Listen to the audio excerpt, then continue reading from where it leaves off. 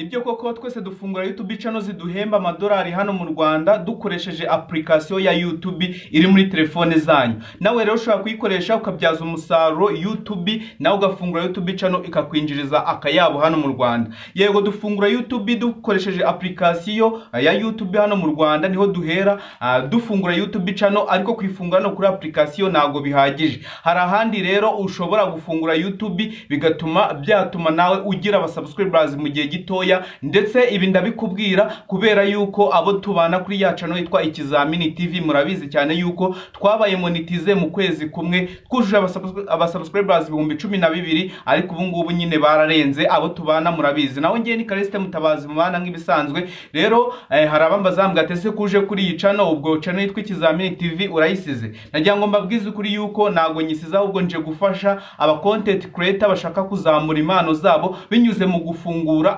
channel TikTok, ndetse bakabyaza umusaruro iyi online bakoresheje online business, bikabyara amafaranga nabo bakinjiza akayabo ndetse n'amadolari bakoresheje YouTube. Rero ikintu tugiye guheraho, tugiye gutangirira kuri YouTube channel turebe ukuntu wayifungura. Rero tuyifungure, dufungure setting, channel keyword, dufungure ibi ndabikubwira kuri abo basubscribers uri kubona kuri iyi channel yitwa Ikizamini. Nagira ngo nkubwize ukuri yuko kimwe kinanira aba content creator bo mu Rwanda ndetse n'isi yose ni ikitwa channel history. Ariko kuri aba subscribers barenga 100 bonyine fite ikitwa channel history, ndaza kubikwereka abo turi bubane muri iyi video, nawe nkwereka uburyo ki wafungura channel history ya channel yawe. Hanyuma rero ngira ngo muzi abantu benshi bujuje amasaha 4,000 bakuzana n'abasubscribers 1,000, ariko ikitwa channel history ntibakibone. Hanyuma rero ngiye kuri abasabu bangana urwara, ndagira ngo menyeshe yuko channel history yamaze gufunguka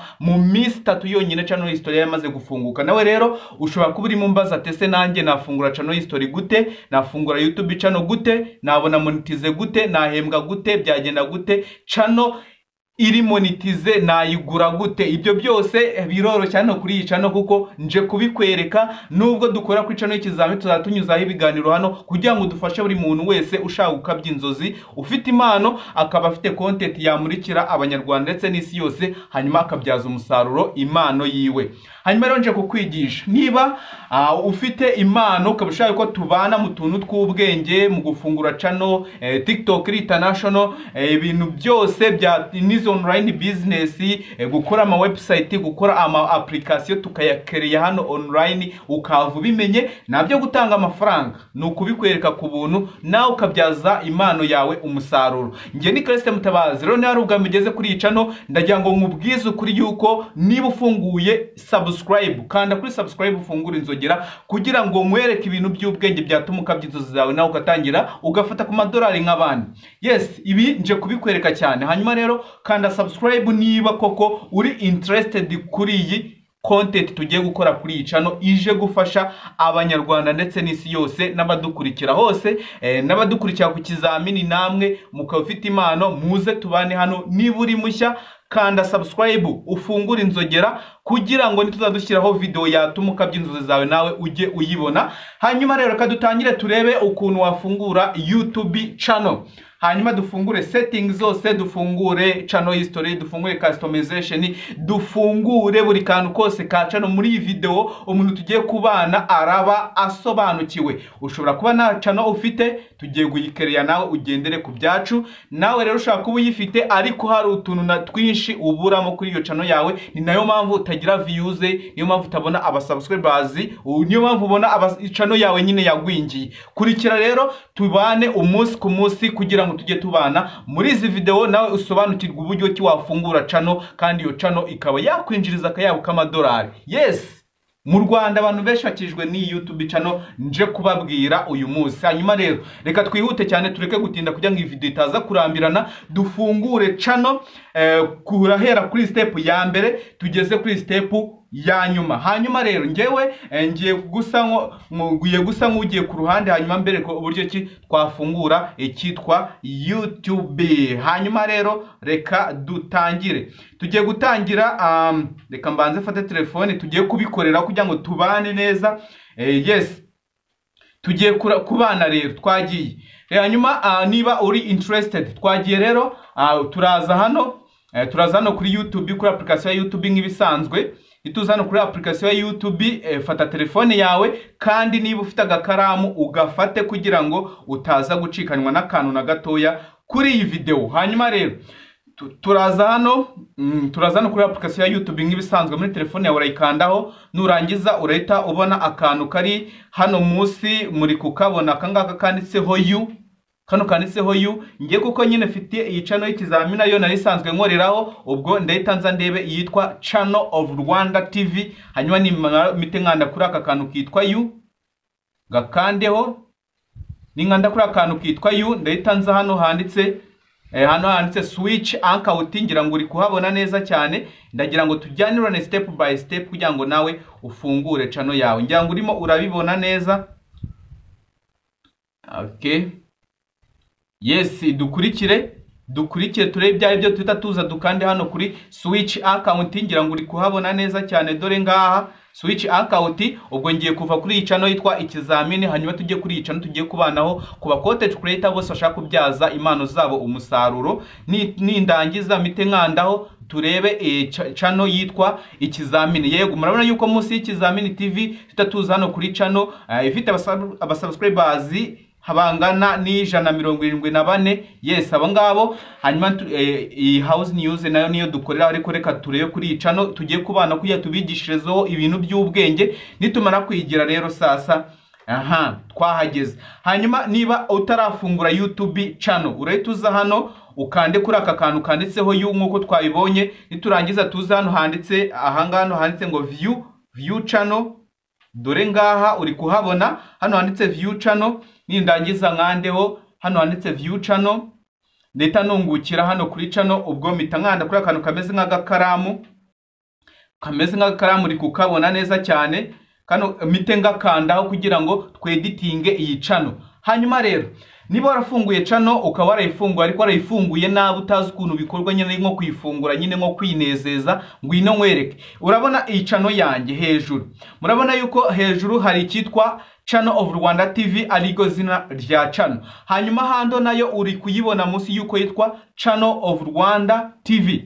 Uri kuyibona neza yuko iyi hando ihura n'izina rya channel. Niba hande idahura n'izina rya channel, gerageza ubihuze nonaha ngaha. Nonaha hanyuma niba turimo turayifungura nawe utekereze content ukora muri video yatambutse. Twarabibonye yuko ugomba kubanza ugatekereza content ugiye guha abanyarwanda. Numara iyo content kuba wayitekeye, ushobora kuba ari amakuru, ashobora kuba ari ibyegeranyo, ashobora kuba ari comedy, ashobora kuba ari ama travels, ama trip, ushobora kuba ukuraho ibintu bigiye bitandukanye, technology n'ibindi byo byose bitewe na content ugiye gukora. Hanyuma bitewe na content uhitamo izina rya channel. Hanyuma rero niba wenda ufite wenda wumva hari ikintu wakora kukumva content ntabwo uri kubyumva neza, nakugira inama nuko wanyandikira kuri WhatsApp ni 0729198324. ushobora kwandikira kuri iyo nimero ukambwira ati ngewe nyina comedy ariko nabuze izina rya channel yanjye, nabuze na hando ya channel yanjye. Icyo gihe mbigufashamo ku buntu nta kibazo, kuko abantu uzabana muri iri shuri nubwo ari abanyeshuri bangana n'174, nawe wakwiteranya ugakanda subscribe kugira ngo nawe winjire mu bare w'abanyeshuri, kuko hano nabyo guca amafaranga nk'abandi uko babigenza. Ibintu twabiherewe ubuntu tubitangira ubuntu natwe rero. Hanyuma rero tuza hano hasi handitse description. Urumva niba wahisemo izina rya channel uhitamo hando isa na channel yawe, urahita uza hano muri description. Hano muri description rero wandika usobanura byibuze iyo content ugiye gushyira kuri channel icyo imaze. Yego, uraza hano ushaka gukoresha ururimi rw'ikinyarwanda, ushaka gukoresha ururimi rw'icyongereza, kuko YouTube indimi zose hano ku isi irazumva. Hanyuma rero nurangiza urahita uza description usobanura ibintu byose iyo channel ije kuvugaho. Nenda niba ari nko kuri channel urabona babwiye ati welcome to Channel of Rwanda TV, you are a ultimate guide to start and grow and monetization your YouTube channel. On this channel we provide step-by-step tutorials of creating your own channel, video editing tips, online income strategies and inspiring story talented Rwanda and others. Yes, murumva yuko byibuze ngiye warasobanutse yuko ije gufasha abantu ama tutorials agiye atandukanye mu kumonetiza YouTube channel. Dutangire step by step ari byo ndi gukora ubu ngubu nkuko urimo urambona rero. Hanyuma rero niba uri interested, niba ari amakuru cyangwa ibyegeranyo, uretuza muri description usobanura ibintu channel yawe igiye kuzajya ivugaho, hanyuma izina rya channel na hando ya channel bibe bisa neza. Hanyuma iyo urangije bino uhita ukanda hano handitse save hejuru, uri kuhabona neza cyane, uhita uzuga kanda hano save, ni hejuru dore ngaha ni hirya description. Iyo ukanze save rero uhita ukanze save uhita uza hano, none ukaba wahitamo logo ya channel. Aha, hari abantu babura ukuntu bakora logo ya channel, nyandikira ngo ufashe ku buntu nta kibazo. Unyandike mbwa ati nkorera logo ya channel, ndi umunyeshuri wawe. Niba warakanze subscribe ariko ni utarayikanze igendere nta kibazo. Hanyuma ushaka kumbwira ati ngewe ni comedy, nkorera logo ya comedy nkayigukorera neza. Urabona ngiye kuri Channel of Rwanda TV, ngira ngo uri kubona yuko imeze neza cyane. Abo tubana kuri Kizamini TV namwe murabizi neza cyane yuko ibintu ari ubutamu. Hanyuma rero urahita uzano kuri logo ya channel, ubwo uraba uyifite, numara guhita ushyiremo n'ikitwa bana ni kano kantu kari inyuma, dore logo niyi. Hanyuma bana ni kano kantu kari inyuma, uri kukabona kari inyuma ya logo. Yes, urimo urakabona neza cyane. Nizere yuko urimo urabibona. Niba utari kuyibona uze kuzuminga, urabibona neza cyane. Hanyuma rero iyo urangije gufungura ibyo byose uhita ubikasoringa bino byose, ukava kuri YouTube, application ya YouTube, ugahita uzano muri Chrome. Uzana muri Chrome ubigenda bite rero? Uhita muri Chrome, hanyuma warangiza ugahita searchinga, ukandikamo muri Chrome studio, aya magambo ndi kuko uri murabona hejuru, studio akadomo, nzamvuga mu Kinyarwanda nabyo kuvanga ibintu by'indimi. Studio YouTube akadomo.com akadomo / kakantu kameze gutya cyangwa kandi kameze gutyo uri kukabona. Hanyuma dushyira channel, njya mubona yuko nurangiza itukanda wemeze. Hanyuma itutungukira bakana ngo continue to studio, itukandaho. Numara gukandaho itutungukira muri dashboard ya YouTube ya yindi wamaze gucreatinga kuri ya application ya YouTube. Hanyuma rero nitumara kuyitungukira utureta tuzano dutungukire kuri ya channel yitwa Ikizamini. Yes, murabona yuko ari ya channel yitwa Channel of Rwanda TV, uri kuyibona neza cyane. Dore ngiyi aba subscribers ni 174.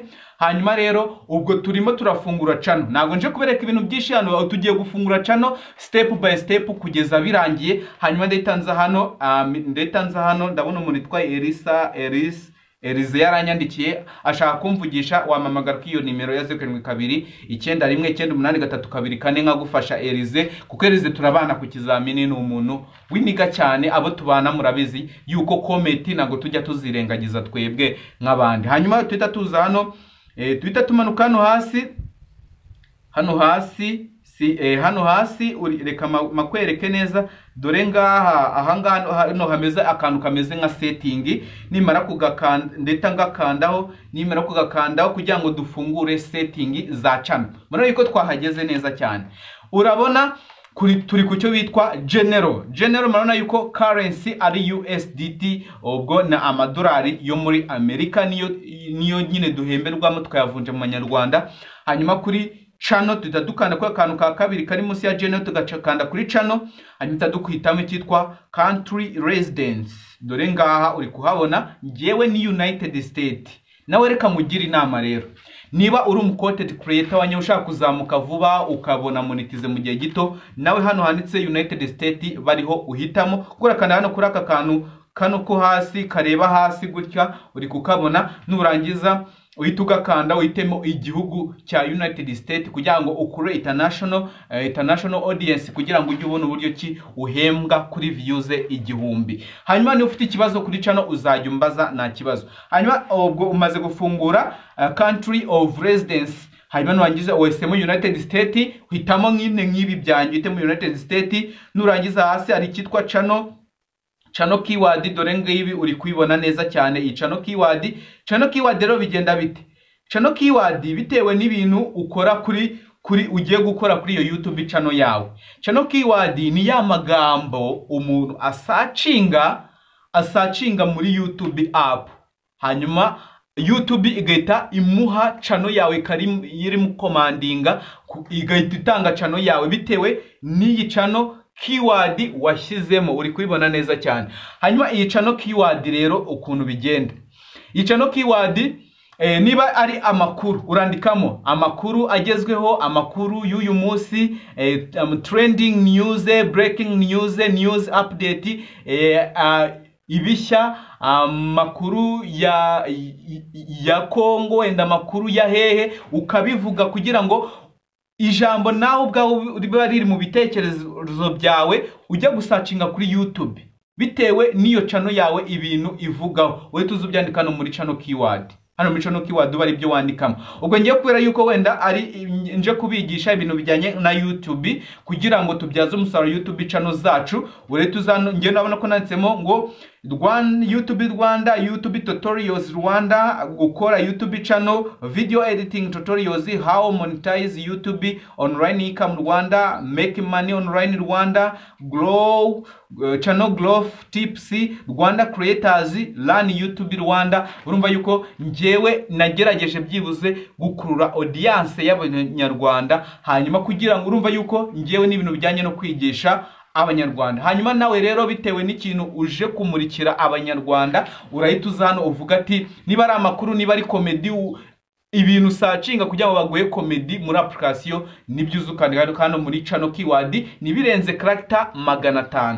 Hanyuma iyo urangije aho ngaho uhituza ugahita usimbuka hano handitse advanced setting. Hano kuri advanced setting nago bigoye, urahita hano handitse ngo do you want to set your channel as made for kid? Uvuga ati no, set this channel is not made for kid. Uhita utamukano kantu ka kabiri, ngira ngo uri kukabona neza cyane aka ka kabiri, dore ngaka kano ka kabiri. Hanyuma ugahitemo, numara kugahitamo uhita umanuka hano hasi, hano hazanditse automatic caption, ukavivure ugatikinge. Hanyuma handitse advertisement, ukihorere kano kazu ko munsi. Hanyuma handitse clip, ugatikinge. Hanyuma tuza hano kuri ngo third party training, nako ukihorere. Hanyuma uhituza hano mwereke igitwa channel features. Channel features rero urabona yuko ngewe channel features ukaresha tu, murabona yuko namaze kuzuzuza channel history yanjye yarafungutse kuba subscribers 174. Ibi ntabwo mikubwira nka edit, dore ahubwo dore ngibi. Urabona yuko channel keyword iri ticked na intermediate features na bd iri ticked. Giramura yuko ubu iyo umaze kubishyiramo ibyo byose uhituza hano ugahita ukanda save cyangwa publish bitewe niyo phone uri gukoresha, ugahita ubipublishinga. Hanyuma iyi za channel keyword setting zose no gufungura channel turabibonye mu yindi video. Tuzazana tuje kureba ikitwa customization, uri kuyibona hano munsi, ikitwa customization, channel customization ndio tugiye gukurikizaho rero. Hanyuma niba uri content creator, reba namaze ukanda subscribe kuko izi video zacu na yindi uzongera kubona. Bye bye, reka tuze guhura mu kanya tureba content wakora nawe ukabyara zikabyara amafaranga ukinjiza nk'abandi mu Rwanda. Hanyuma bye bye, nge ni Christ Mutabazi, ariko dukomeza no kubana kuri channel yitwa Ikizamini TV, ko hoho niwo mwimere wacu, niwo watumye dufata umwaka tuze kubafasha namwe mubashe gukabya inzozi zanyu. Bye bye, ndabakunda cyane.